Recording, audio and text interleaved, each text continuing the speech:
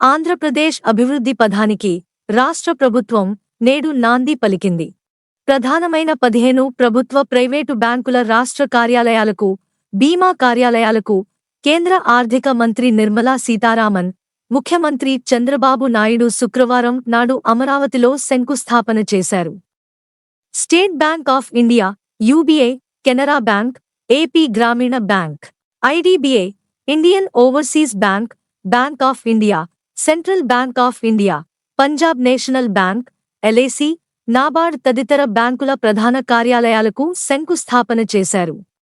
శంకుస్థాపన కార్యక్రమానికి ఉప ముఖ్యమంత్రి పవన్ కళ్యాణ్, మంత్రులు నారా లోకేష్, నారాయణ, పయ్యావుల కేశవ్, కేంద్ర మంత్రి పెమ్మసాని చంద్రశేఖర్, ఆయా బ్యాంకుల చైర్మన్లు, ఉన్నతాధికారులు హాజరైనారు.